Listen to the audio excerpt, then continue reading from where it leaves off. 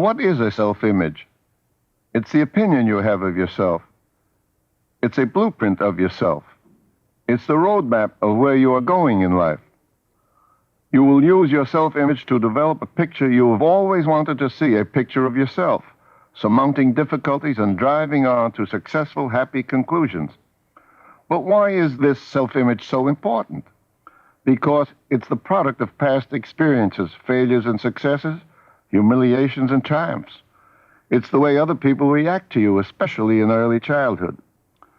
From these experiences, you can create a picture of yourself, and most important, you believe it's a true picture of yourself.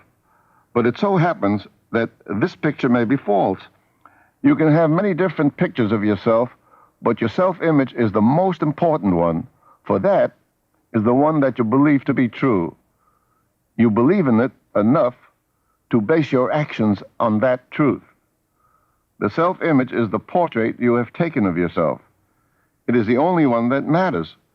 It's the picture of yourself that you use that either makes you feel confident or insecure. If you see yourself as an ugly duckling, it doesn't matter that you may be as beautiful as a movie star. You'll act like an ugly duckling and never venture to take a screen test. Your own picture of yourself is the most important one. It doesn't matter how others see you, for they're not the ones who make you act. You have control over what you do. If your image of yourself is of a person who is a failure, you'll act as if you are a failure. How do you know that picture is true? Just because you carry it around with you doesn't make it true. It is important, but it may very well be false. You must change it. And that is where you should take comfort. Take advantage of the fact that if the picture is not true, it can be changed. And you are the one who can change it. It has been changed in thousands of cases, and it will be changed in thousands more. There's no cause for despair. You learn how to change this picture through time-proven methods that are so easy and so clear to each of us that it's no wonder that we overlook them.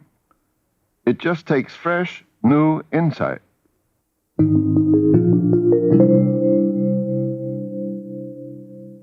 I've become very much involved with visualizing in my imagination the goals that I want to achieve in my own life. I even went so far as to develop this practice by inventing my own special imagery. Instead of saying I'm going to put my imagination to work for me, I say I'm going to sit for a while in the theater of my mind. I like this particular mental image because it's easy for almost everyone to visualize the theater. What makes the theater of your mind unique from other theaters is the key fact that no one on earth can prevent you from playing all the parts yourself.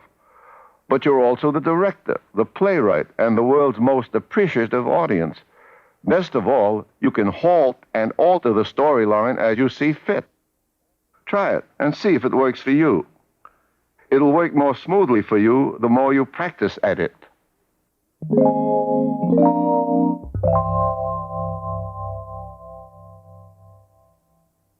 The concept that Dr. Maltz called the playhouse or the theater of the mind is now widely known as visualization and has become an important component of almost all personal growth and self-help programs. It is not wishful thinking, nor is it daydreaming. When used properly and practiced daily, it can be a powerful tool for personal change. In the booklet that accompanies this tape, you will find sample exercises to help you master the skill of visualization. Now, back to Dr. Maltz. We're all aware of the fact that behavior is controlled by the mind. The brain tells us what to do in the future based on its knowledge of the past. The brain has no future reading or fortune-telling capability. It's a marvelous computer, but it's limited to the past and the present. The only way it can see into the future is through the imagination. And you have total control over your own imagination. You can imagine yourself any way you want to in the future, success or failure. It's all up to you. But all too often, people are not willing to exercise this control. They allow their imagination to destroy their potential by picturing situations of the past in which they have failed. We all carry mental scrapbooks, But instead of preserving the joyous occasions of life, the moments of accomplishment, some people save only their times of failure and frustration. But it's so easy and simple to take control over your imagination. All you have to remember is that the brain has a hard time distinguishing between real and imagined experiences if they are vividly enough portrayed. If we picture ourselves functioning in specific situations, it's nearly the same as the actual performance. Mental practice can help you perform better in real life. A psychologist demonstrated this recently. Using controlled conditions, he sat his subjects in front of the target and told them to imagine that they were throwing darts at it. He did this for several days and found that this mental practice had improved their aim as much as actually throwing the darts. Another example is shadow boxing. Boxers regularly use this technique to improve their performance in the ring. You can shadow box in areas that are meaningful to you. Say you work in an office. You've held the same job for 2 years and you want a raise.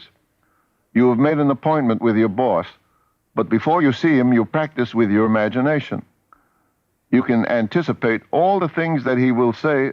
You can picture him in your mind telling you that you have not done well, that business is slow, and that you should be patient. This kind of mental exercise will just make you nervous in the coming situation. On the other hand, you can practice in the playhouse of your mind by telling yourself that you're worth the money. You create a picture of yourself telling your boss that since you've done good work, you feel you're entitled to the extra money. In your shadow boxing, you stress the positive aspects of the situation. You want to go in with confidence, and you will not have confidence if you are anticipating failure. Later, when you go in to see the boss, you will not act timid because you feel that you deserve what you're asking for. Your shadow boxing has prepared you by enhancing your self-image. By stressing the positive aspect of the situation, you have used your imagination to bolster your confidence before you ask the boss.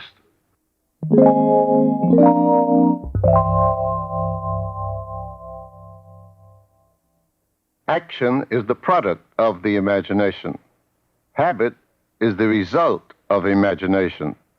Success and happiness, failure and unhappiness are two daily products of the imagination.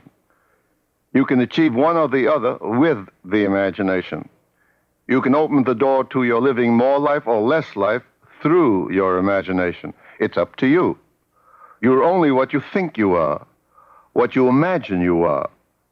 A woman, an acting teacher, told me how she had applied the principle to one of her drama pupils. She had a student who was an excellent actress because she hated herself in real life so much that she pitched into roles on stage in order to forget herself. In spite of her acting success, she was still miserable. The teacher took her aside one day and told her, "Create the role of someone with a personality you like and live it off stage." Her pupil found out that by smiling and being pleasant, instead of biting her lip and frowning, she made people like her and seek out her company. And after a while, she began to like herself too. She had created a new self-image of herself and grew to like it. This girl changed from a little self of hatred to a big self of contentment. In this new character she had created, she found a new person she liked, her big self. She used her imagination creatively. Creative imagination means the starting point of achievement. You must believe in yourself. You must be sincere with yourself, with others too. You must know the truth about yourself. You must see the better side of you. You must give yourself a new and better self-image. You must motivate yourself to improve yourself. You must have an inquiring mind. Inquire about yourself and about others in a healthy, constructive way. You must have a goal. You must act, apply yourself to reach your goal. You must refuse to be overcome and locked up with frustration.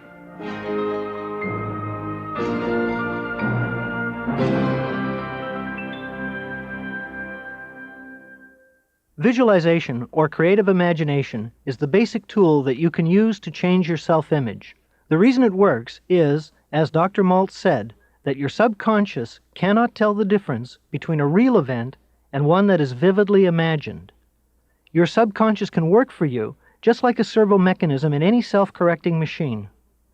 Your inner servo mechanism is impersonal. It'll work automatically to achieve the goals which you yourself set for it. Feed it success goals, and it functions as a success mechanism. Feed it negative aims, and it operates as a failure mechanism. Like any servo mechanism, it must have a clearly defined objective toward which to work. Once again, here's Dr. Maxwell Maltz. You must use your imagination to develop the kind of willpower that will lead you to success and more success. Get out your motion picture projector. Now flash the picture on the screen of your mind. What do you see? You see success pictures. You must use imagination to project into your mind success pictures of yourself, to develop your will toward success, to build your power to create success. You see in your mind, again and again, your past successes and your good moments. Properly using your imagination, you build your self-image and pave the way for clear thinking. Within every human being are the success mechanism and the failure mechanism, and you have the choice of using either one in your daily living. Your forebrain behind the forehead is your goal-striving center, the seat of achievement. When you want to reach a goal, you call upon the tape recorder in your midbrain, your servo mechanism, the sum total of all your experience, good and bad, which works subconsciously, automatically. If you call upon your past successes, you will succeed in the present, provided your goals are realistic and within your capabilities and training. If, on the other hand, you call upon your past failures, you will fail even before you start, simply because you can't think positively with negative feelings any more than you can think negatively with positive feelings. The business of living creatively and reaching self-fulfillment, in essence, means learning to use the success mechanism, and equally important, substituting the success mechanism for the failure mechanism when you are overcome with a mistake that steers you away from successful living. You may have an electronic computer within your midbrain, but you control it, which means you control your own destiny. For example, here is my pen. I put it on the table. Now I want to pick up the pen. That's my goal, and I achieve it without effort. But when I was an infant and didn't know how to pick up the pen successfully, I zigged and I zagged in the direction of the pen, corrected my course, and finally picked up the pen. Information went to my brain to tell me that I was going in the wrong direction during the zig, and I immediately changed direction in the form of a zag. This process, the brain giving information to the arm during its action, is called negative feedback. It is the process of supplying corrective data to a mechanism while the action is taking place. And ever since then, I pick up the pen without effort, without knowing the muscles involved in the process. In other words, I forgot the zigging and zagging and remembered only the successful performance that I stored in my electronic computer, my servo mechanism, which I use whenever I need to. You can use your subconscious servo mechanism to succeed or to fail. It will work either way for you. The choice is yours. If you placed a 5-year-old at the console of the world's most complicated electronic computer, what would happen? The most that would come out of the computer would be gibberish. The child would not have learned to program the machine properly. Any machine is only as good as its operator, and we know that all of us have a complex computer right in our own heads. But all too often, we are like the 5-year-old at the computer. We have not programmed our own computer guidance systems. Instead of putting it to work for us towards creative goals, we let it sidetrack us by wandering over negative experiences of the past. What we have to do in order to achieve self-confidence is to give commands to our internal computer guidance system that will put us on the track of successful, positive experiences. Take the case of Helen, who felt inadequate because she was always afraid to involve herself with any kind of creative activity. She hated doing anything with her hands. Helen was made to see that she had been living under the domination of a distorted self-image. Her problem was revealed to her through the memory of a simple childhood experience. When she was 11 years old, Helen took piano lessons. She loved playing the piano. One day she was practicing her exercises, and she overheard her father and mother whisper to each other, "Well, she certainly is clumsy with her fingers. One thing is certain, our Helen will never be a real pianist." Helen was crushed. She immediately accepted as fact this careless observation about her hands. After all, it was made by her own parents. She accepted their belief. She hypnotized herself with their false belief. She set out to prove the truth of what her parents had so carelessly said. Pretty soon, the piano lessons degenerated so much that she abandoned her ambitions. And she abandoned, at the same time, her ability to work with her hands. As an adult, Helen avoided any activity that meant working with her hands. But through psycho-cybernetics, Helen realized that she couldn't be held responsible for the opinions of her parents as far as the piano was concerned. She immediately dehypnotized herself from these negative beliefs in herself. She was free to develop along her own capabilities, and she took up the piano again. There is a little Helen in all of us, and all of us can and should dehypnotize ourselves from the negative beliefs of others. You can undermine yourself with critical truths about yourself that even your own worst enemy couldn't possibly dream up. You base your feelings of inferiority on evidence that any fair-minded jury would reject. Your truth about yourself is not truth at all. It's often just a prejudiced case that you are conducting against yourself. When we feel inferior, it's because we measure ourselves against somebody else. We convince ourselves of the entirely ridiculous idea that we should be like somebody else or even everybody else. I cannot hit a golf ball as far as Arnold Palmer. Fine. But it doesn't make me feel the least inferior. Every day I meet people, bookkeepers, salesmen, corporation presidents. They are all superior to me in some area. So what? There are other things I can do better than they can. Yet many people believe that they're so inferior that they simply cannot live with themselves. To make life tolerable, they strive to be superior. It's a false lead. Superiority and inferiority are just two sides of the same coin. The cure is to realize that the coin is simply counterfeit. The simple truth is that you're neither inferior nor superior to your fellow human beings. You are you, that's all. That's the whole story. You are unique. Rejoice in that. You must realize that you are not required to be right 100% of the time. It is the nature of things that we progress by acting, by making mistakes, and by correcting our course of action. You cannot correct your course by standing still. You must consider the facts, imagine various courses of action, and then choose the one that seems to be the best solution. Then you must go ahead. In overcoming uncertainty, you must realize that self-esteem plays a role in indecisiveness. Some people are indecisive because they fear a loss of self-esteem if they should make a mistake. But big men and big personalities make mistakes and admit them. Only little men are never wrong. Remember these points about uncertainty. Uncertainty makes you retreat. You must face life. Continual uncertainty makes you unfit for action. You can reach your full measure of dignity not merely by achieving success, but by rising above your failures. You must remember that resentment is not caused by other persons or events. It is your own emotional response to circumstances. You alone can control it by convincing yourself that resentment and self-pity are not ways to happiness and success, but to unhappiness and defeat.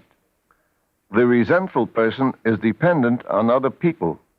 He makes unreasonable demands on them, feeling that they owe him a debt of gratitude, that they should recognize him for his superior worth. When you become resentful, you lose your self-reliance.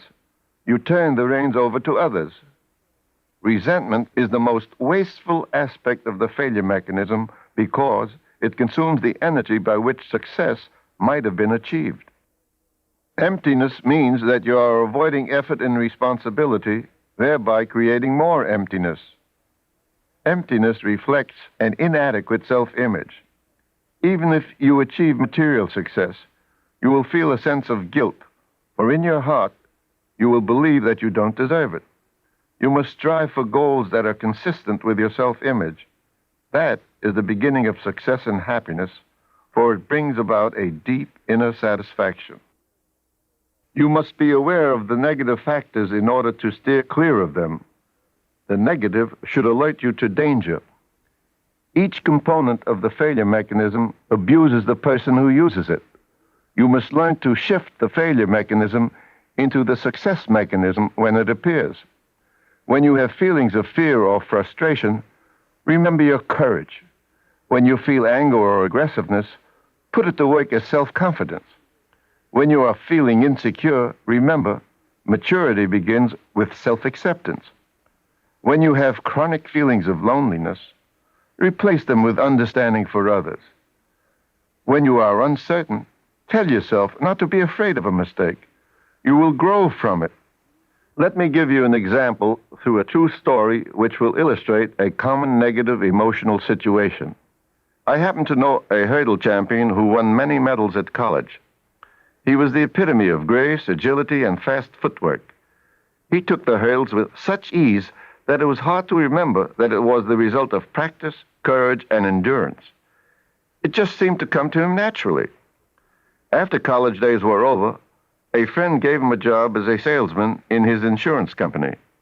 But somehow, he never got far in his job as a salesman. Although he was likable and made friends easily, he managed to sell only a small amount of insurance during the year. He just didn't seem to have the drive, the courage, or the perseverance.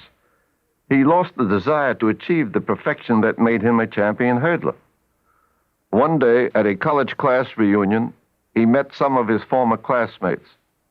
They spent time at the track where some of the current students were practicing jumping the hurdles.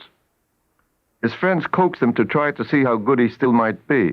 His judgment, not improved by a couple of drinks, he went ahead and borrowed a pair of spikes and rushed to jump the hurdles on the course.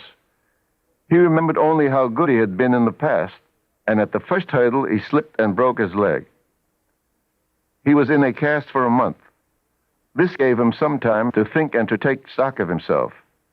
He realized that he was much too old now for hurdle jumping, but that when he was a student, he had self-confidence, understanding of his craft, courage, and self-acceptance. He suddenly realized that there was no reason on earth why he couldn't be a champion salesman. He knew that fear and lack of confidence kept him from being a champion. When he was well again, he approached selling insurance with the same understanding, the same tenacity, and the same desire for excellence that he had applied to athletics.